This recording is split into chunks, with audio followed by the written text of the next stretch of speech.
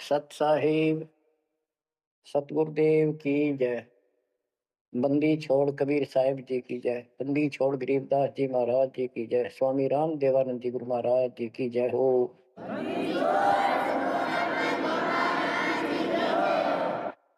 सर्व संतों की जय, सर्व भक्तों की जय, धर्मी पुरुषों की जय।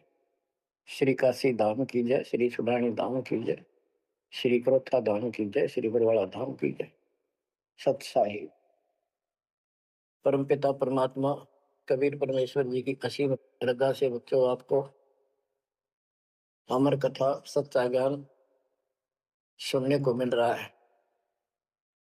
आपकी किस्मत परमात्मा ने अलग लेखनी से लिखी है, अलग आपका अकाउंट है जिस पर काल का कोई अधिकार नहीं है। बच्चों, परमात्मा का एक एक शब्द अपने को सत्य मानना होता है। या तो भक्ति पर लगो मत, भोगो कष्ट। भक्ति पर लग के भी और भक्ति मार्ग में अविश्वास होता है तो वो प्राणी सफल नहीं होता। जैसे दास को पहले शुरुआत में परमात्मा की चाह खूब थी और ये सुना करते थे द्रौपदी का चीर मिट गया, नरसिंह दास भगत की कुंडली भगवान ने ली। तो इस तरह की बातें आत्मा मानती थी, भगवान कुछ भी कर सकता है। पर कोई कह देता था नहीं ऐसा नहीं हुआ करता है, तो वैसे भगवान की आस्था बनाने के लिए कह रखा है ऐसा नहीं हो सकता। तो मन ये भी मान लेता था कि ऐसा ना होगा, पर भगवान तो है। केवल इतना मानकर भक्ति कर रहे थे, दीक्षा भी ले ली थी। और फिर परमात्मा ने ऐसा अजब गजब किया, वो सारी शंका मिटा दी। लोहे की जाड़ी को 1 फुट से ज्यादा बढ़ा दिया और दोनों को बढ़ा दिया 1 कोटि।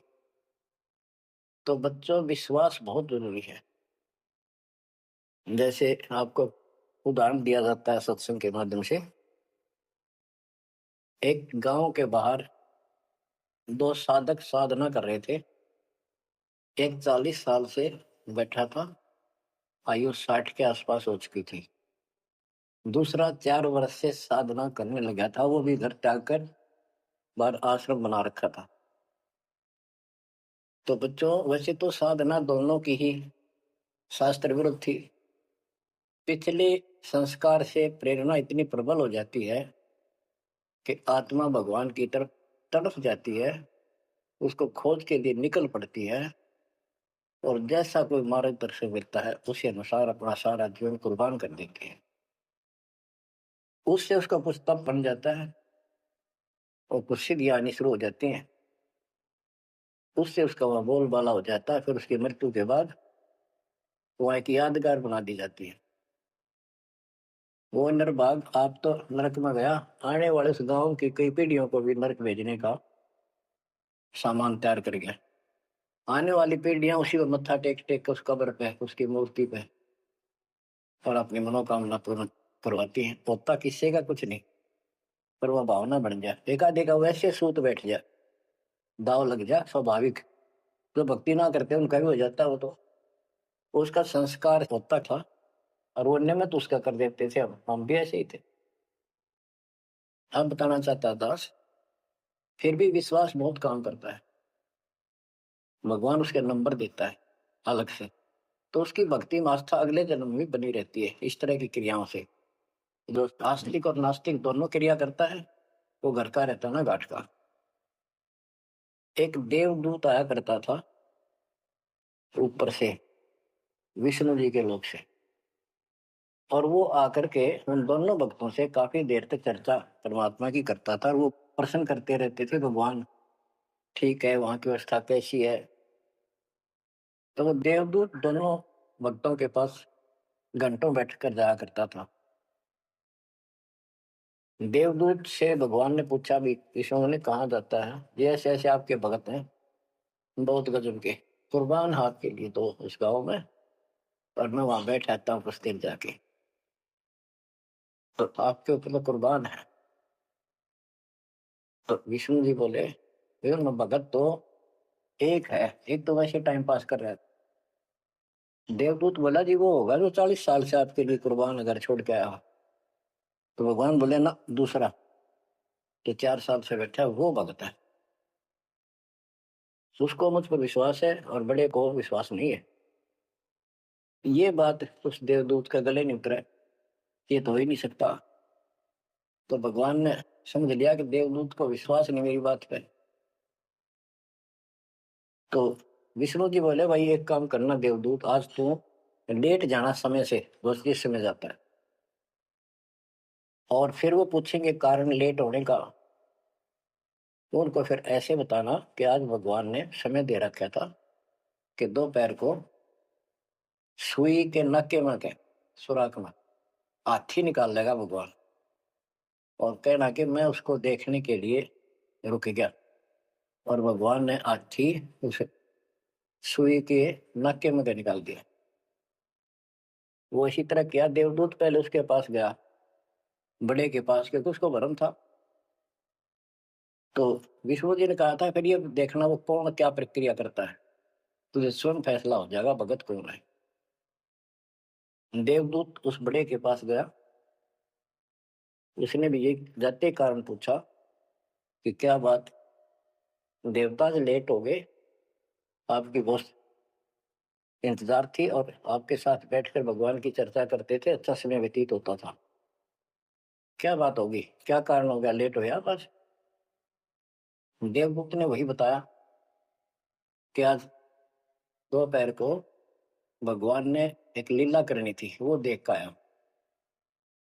तो भगत बोला, क्या लीला की, कि कमाल कर दिया भाई, हद कर दी। भगवान ने एक हाथी को सुई के नक्के में निकाल दिया, इसको देख कर आया मैंने, इसको देखने के लिए रुका था। भगत बोला, 40 साल वाला देवदूत देवता इसी झूठ बोल, किसी का जत जा, ये कभी हो सकता है? सुई के नक्के में का हाथी निकल जा, क्यों झूठ बोल रहा है? देवता होकर ऐसी बात कर रहा था। तो उस देवदूत के होश उठ गए और उसके सारे अनुभव फेल हो गया। तो भगवान ठीक है कहते हो तो कति डांगर है, जब इसको इतना विश्वास नहीं भगवान कुछ नहीं कर सकता, तेरे जैसा घसियारा है, फिर भक्ति क्यों कर रहा है? देवदूत उठ कर चल पड़ा।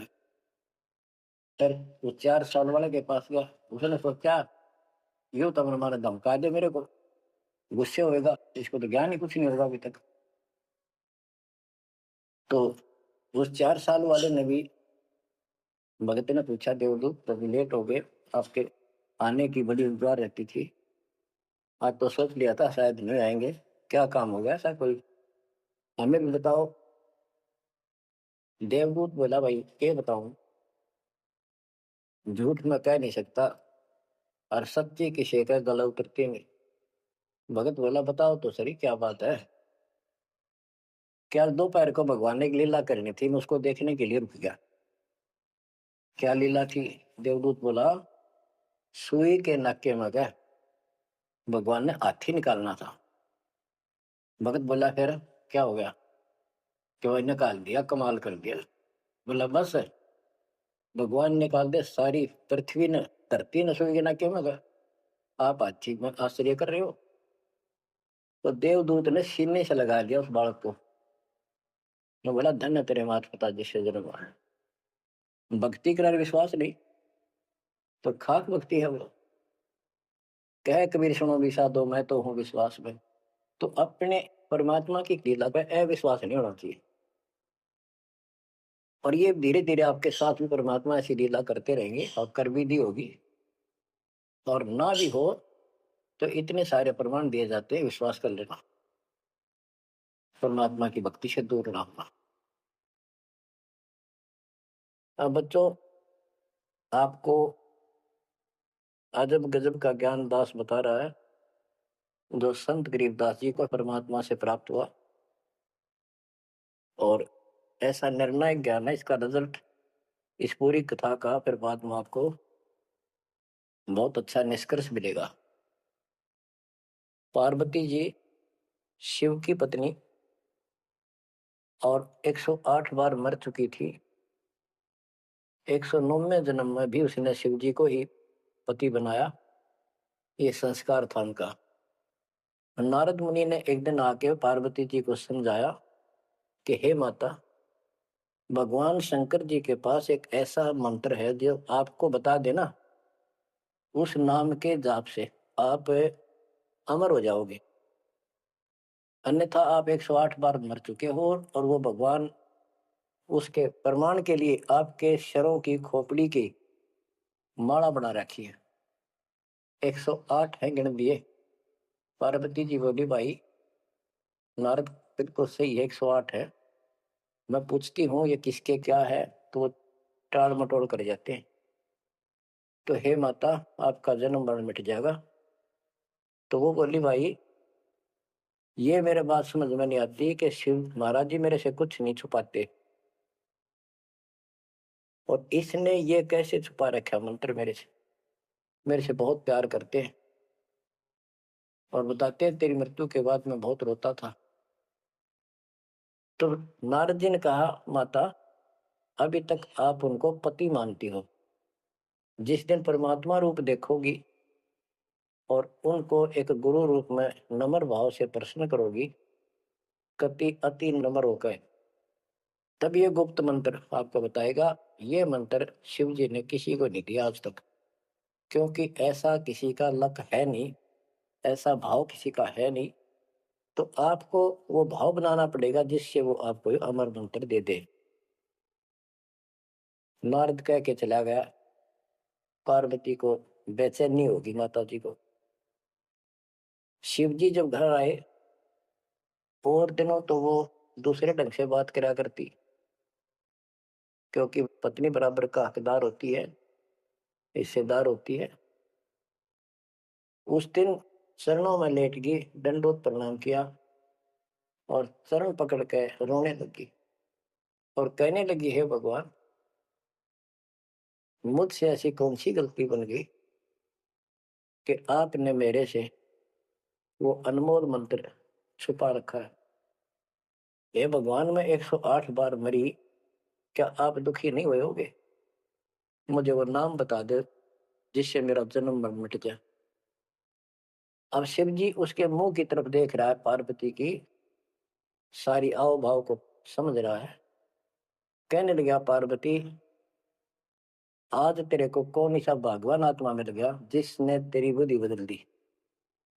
ये तेरी बुद्धि का ज्ञान नहीं है, तेरे को तो मैं जानता हूँ, ये बात तेरे मन में भी नहीं आती थी।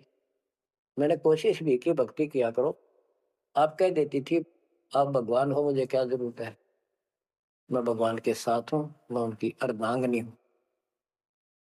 तब पार्वती जी ने बताया कि नारद जी आए थे, उन्होंने मुझे ये सब बताया। तो भगवान शंकर बोले पार्वती सुन ले, जितनी बार तू मरी मेरा पागल जैसा हाल हो जाया करता था। एक बार तो राजा दक्ष के यज्ञ में जलकर मरी, तेरे अस्थि पिंजर को उठाए मैं 10,000 वर्ष तक घूमता रहा था कंधे पर रख के, और पार्वती पार्वती करता हूँ। तो एक सुदर्शन चक्कर आया, उसने काट के तेरे टुकड़े कर दिए शरीर के। जब मैं ठगा सा रह गया, मेरे हाथ कुछ नहीं बचा, फिर तेरा जन्म हो गया, शादी फिर होगी, वह भूल पड़ी। ये मंत्र ऐसा अजब गजब है, ये आम व्यक्ति को नहीं बता जा सकता। भगवान शंकर जी ने कहा कि अब तेरी आत्मा सच्चे दिल से डिमांड कर रही है, अब मैं तुझे यू नाम दूंगा। गरीबदास जी बताते हैं कि जैसे सीप एक जानवर होता है, शंखला सा जैसे एक शंख होते हैं इस टाइप के मजबूत शरीर का, और उसको सीप बोलते हैं। सीप, वह सीप जो है गर्मी हो जाती है जब उसको अंदर पानी की डिमांड होती है, मोती बनाने के लिए उसमें प्रेरणा होती है, जैसे पशु में गर्भ धारने की होती है। उस समय सीप समुद्र के ऊपर आ जाती है, ऊपर बादल गरज रहे होते हैं, यदि उसका मुंह खुला हो और बारिश की एक बूंद भी उसके मुख में चली जा तो उससे मोती बनना शुरू हो जाता है। उस बूंद को लेकर सीप वापस समुद्र में गोता लगा जाती है, उसमें मोती बन जाता है। और यदि सीप का वो मुंह बंद हो तो सारा सामान बरस जाए उसके ऊपर, मोती नहीं बने। तो पार्वती को समझाया कि अब तेरी सीप आत्मा का मुंह खुल चुका है, अब मैं यो नाम दूंगा, असर करेगा। और पहले तेरी सीप आत्मा का मुंह बंद था, इसलिए ये उन्मोद मंत्र ऐसे व्यर्थ नहीं कर सकता था।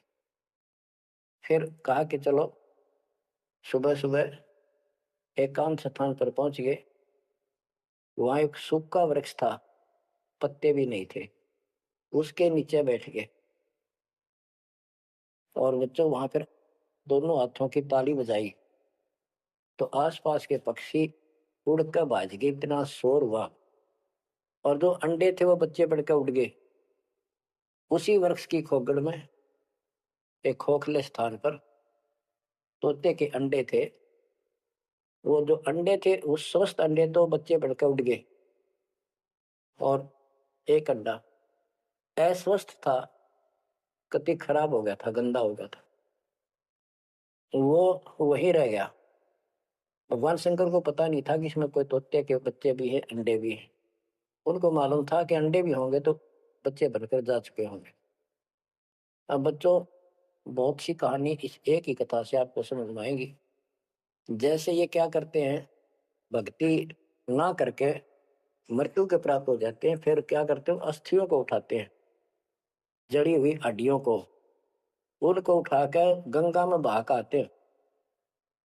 उनका उद्देश्य तो ये होता है कि इसको इतने गहरे पानी में डाल दे कि जो व्यक्ति मर जाता है, स्त्री या पुरुष, जब वो प्रेत बन जाता है तो अपने घर आता है।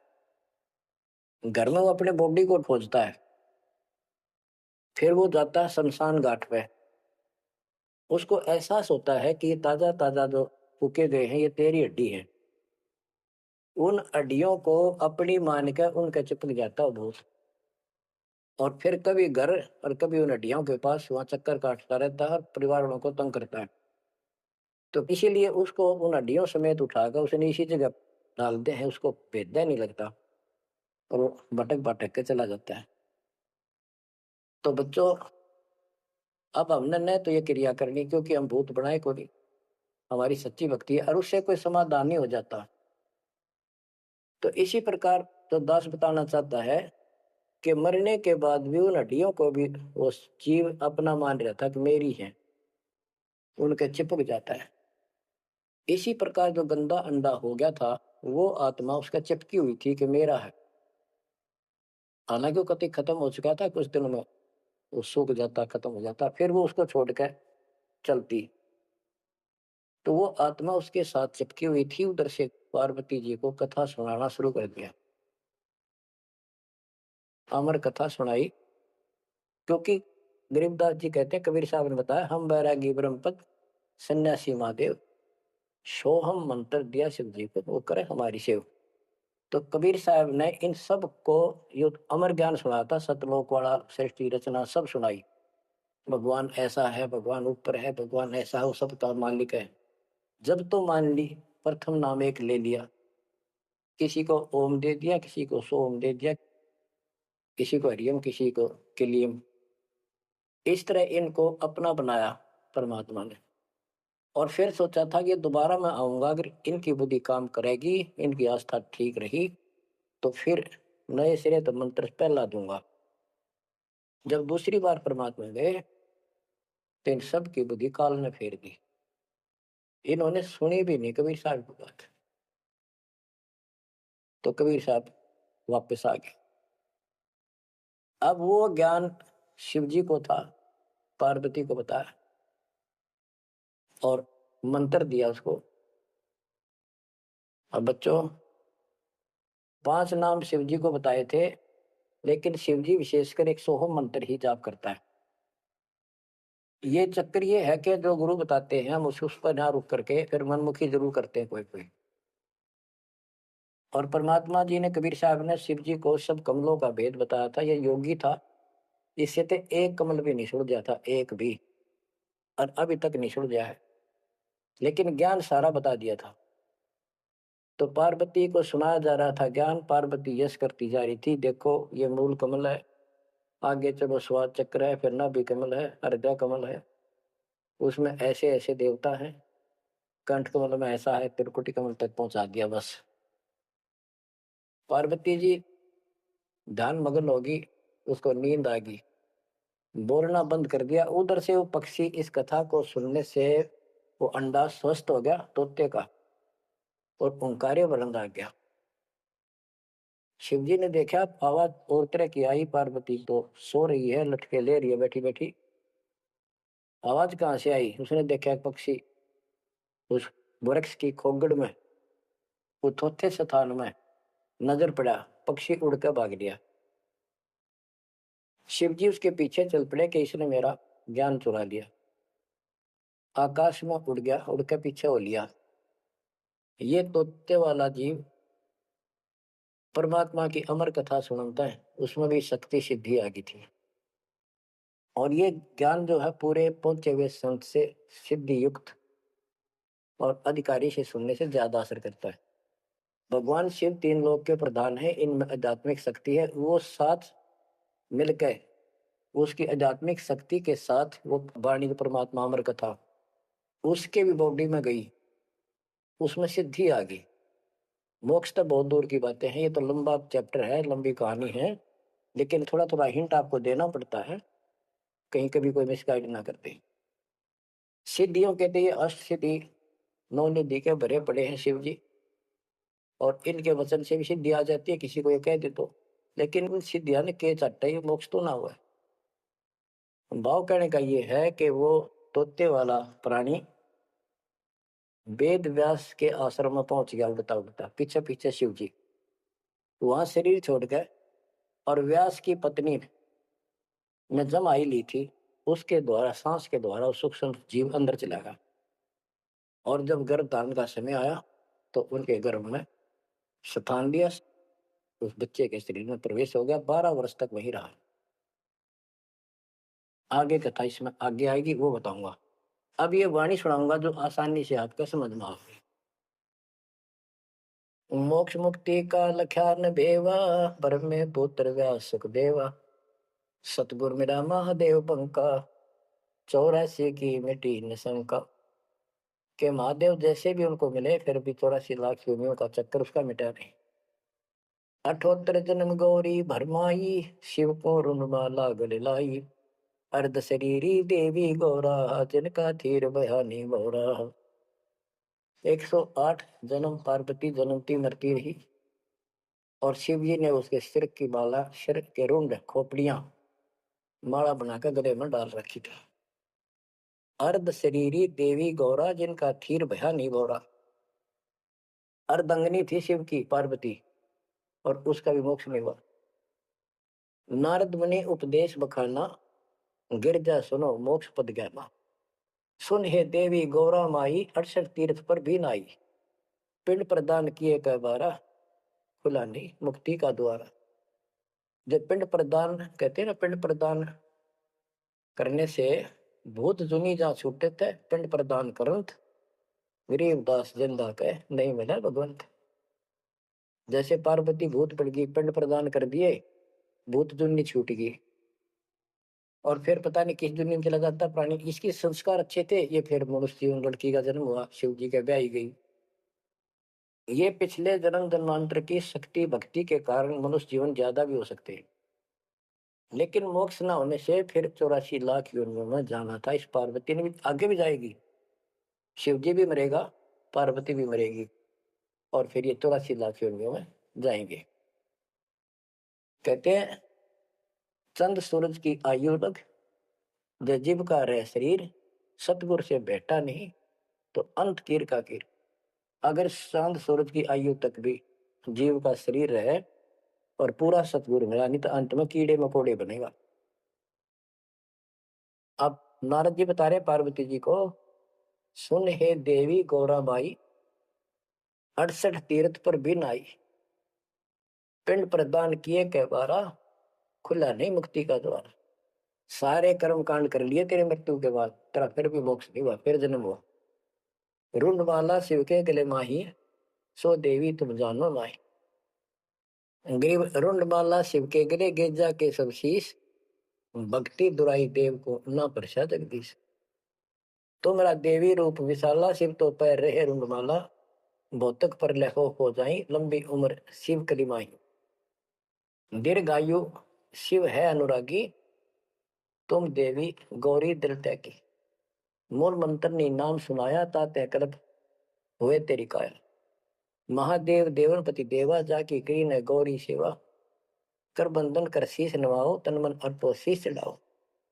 शिव है मोक्ष मुक्ति के दाता, तो से भेद कहूं गौरी माता। चरण गहो चिंतामणि केरा, ताते प्राण अभय हो तेरा। कमल रूप देवी दिल की ना, नारद मुनि उपदेशी चीन्या। जब आए शिव मंदिर अवधूता, देवी चरण लिए शत्रुपा। अब कहते नारद के कहने से पार्वती जी ने, गौरी देवी ने कति पाक साफ दिल कर लिया, कमल की तरह। कमल के ऊपर कोई मैल नहीं होता, ना कोई धूल टिकती है, ना जल टिकता है, ना कोई कीचड़ टिकता है। तो ऐसा साफ दिल किया। और जब शिवजी घर पर आए, उनके चरणों में चरण लिए शत्रुपा, सच्चे भाव से चरण लिए। चरण पकड़ रोवत है बाला, मोरे शीश किए रूपमाला। मोह से भक्ति दुराई देवा, न जाने नी तुम्हारी सेवा। मोह से भक्ति दुराई स्वामी, हमसे भेद कहो निज धामी। मैं अबला हूं बाला बोली, पार निभाओ हमारी डोली। कति चरण पकड़ के कहने लगी, मैं तो भोली सी लड़की हूं और मेरा बेड़ा पार करो। बच्चों, ये सारी कहानी आपको मौखिक सुना दी, इन वाणियों में सारा इसी का निष्कर्ष है। अब क्या बताते हैं, गृह मूल मंत्र महबूब का एक सुनाओ मोही। पार्वती जी कहती है शिव जी को कि उस परमात्मा का समर्थ शक्ति का जो मूल मंत्र है वो मुझे बता दो। अब इन मूल मंत्र का पता नहीं, जिस भी नाम को ये गुप्त रखते हैं, जो विशेष नाम इनके पास है, उसी को मूल मंत्र मांग रहे थे। गृह मूल मंत्र महबूब का ए सुनाओ मोही, युगन युगन के पातक कटे, छूटे तें दिल द्रोही। पूर्व जन्म की कथा सुनाओ, मूल मंत्र हमें शिव गौराओ। भूल रही भवसागर हमें, मोक्ष मुक्ति के दाता तुम ही। शिव बोले सुन देवी बाता, को उपदेशी मिला विदाता। ये तो ना ही ज्ञान तुम्हारा, हम सो भेद कहो परवार। कि आज जैसे तू बोल रही है कि तेरी बुद्धि की बात नहीं, तुझे कौन ऐसा भगवान आत्मा मिल गया जिसने तेरा मन फेर किया। गिरजा कह सुनो शिव स्वामी, तारण तन आदि घरनामी। नारद मुनि उपदेश समोदम, दीन ज्ञान ध्यान प्रमोदम। शिव समर्थ बोले हैं जब ही, गौरी ज्ञान सुनाया तब ही। कोटि कल्प प्रलय युग बीती, ज्ञान ध्यान सब ही परचिति। तुमरा मन नारद मुनि फेरा, सुनो ज्ञान तुम गौरी मेरा। बनखंड चलो गौरी दीवानी, पंछी सुने न हमारी बानी। ऐसे स्थान पर चलो पक्षी भी कोई हमारी बात ना सुन सके। जब शिवकर से लाई तारी, उड़ गए पंछी नर और नारी। जहां एक सूखा तरवर ताक्या, वहां पर एक सूखा वृक्ष देखा, शिव को आसन तहां वहां रखा, उसके नीचे अपना आसन लगा दिया, पार्वती को साथ बैठा दिया। जहां एक गंदा अंडा तिस्माही, तिस जानत समर्थ साई। योग असंख्य कल्प बरमाया, पूर्व जन्म कोई पिछला आया। अब तुम सुनो गौरी मेरा ज्ञाना, आसन मुख कर कोटिसाना। आसन पदम लगाओ गौरा, मेर दंड सुधा कर भोगा। गरीब आसन पदम लगाए कर भंवर चुड़ाओ सुन, अनहद नादू बाजही जहां लगाओ तुम। और क्या बताते हैं कि उस वृक्ष की खोगड़ में गंदा अंडा पड़ा था, और उस गंदे अंडे वाले जीव के असंख्य जन्म 84 लाख योनियों में हो चुके थे। यहां से उसके भाग जागे, और तो पक्षी बन के उड़ गए, वो पक्षी बन नहीं पाया, बाद में उड़ा जब उसने सारी कथा उसके ऊपर असर कर गई। जैसे बच्चों बहुत बार बताते हैं, दास आपको बताता है कि ये अमर कथा जो गरीबदास जी की वाणी है, यह शिव जी वाली अमर कथा से कई हजार लाख गुना ज्यादा शक्तिशाली है, ज्यादा प्रभावी है। अब ये कथा सुनाने का मुझे कोई उद्देश्य नहीं, इसमें से ऐसा निष्कर्ष निकालूंगा आप हैरान रह जाओगे। जैसे एक सर्प कांटे का इलाज करता है, अब तो दवाइयां चल गई, पहले गार्डू होते थे, मंत्र बोलकर जहर तार देते थे। जिसको सर्प ने काट लिया वो अचेत हो जाता था, कति बेहोश जैसे मर गया हो, सांस सांस आते थे। और गार्डू क्या करता है, एक मंत्र 5-4 पंक्तियां होती हैं, उसको सिद्ध करता अपने जीवन में, 5 4 7 10 साल लगा के वो वाणी सिद्ध हो जाती है। फिर उसको बोलता रहता उसके ऊपर साथ बैठ के उस सर्प जैसे व्यक्ति पे। उस समय वो सर्प जैसा व्यक्ति अचेत होता है, ना वाणी सुन रहा है ना उसको समझ रहा है इसका अर्थ क्या है। तो कुछ समय के बाद वो उस वाणी के प्रभाव से उस शरीर का विष खत्म हो जाता है और वो व्यक्ति जीवित हो जाता, सचेत हो जाता है। इसी प्रकार बच्चों, परमात्मा की अमर कथा जितना जो सक्षम है उसके मुख से सुनी जाती है तो उस सत्र का उसको लाभ अवश्य मिलता है। तो ये गंदा अंडा था, इसके साथ जीव चिपका हुआ था। ये गंदा अंडा ना सुन सका था, ना बोल सका था, ना वो कह क्या रहा है शिव जी वो समझ सका था। और उस वाणी के बोलने से वो अंडा भी स्वस्थ हो गया, उसमें बच्चा भी बन गया, उसका पांख भी जाम आई और वो उड़कर भाग भी गया। इसी प्रकार जो आज मानव के ऊपर रहम हुआ है, गरीबदास महाराज जी की अमरवाणी इससे भी ज्यादा स्ट्रॉन्ग है। और ये अब दास के बुक से चला करेंगी अखंड पाठों में, आसपास के पक्षियों पर भी असर करेगी। आसपास के पशु पक्षी जीव जंतु पेड़ पौधों सब का ऊपर ऐसे असर करेगी जैसे इस पर किया था। और ये सब धीरे धीरे यहाँ से शरीर छोड़ते जाएंगे और मनुष्य जीवन पाते जाएंगे। ये सीधे फिर आके मालिक के चरणों में आएंगे। बच्चों भक्ति जरूर करेंगे, भक्ति करेंगे तो मालिक कहीं ना कहीं उनको मिलेगा। अब मैं सुखदेव ऋषि की सुनाता हूँ, पार्वती का तो दिया। अब एक बात विचार करो कि जहां पार्वती जी को मंत्र मिला, अमर मंत्र मिला, वो नाम मिला भक्ति करने का, यानी वो शिक्षा भई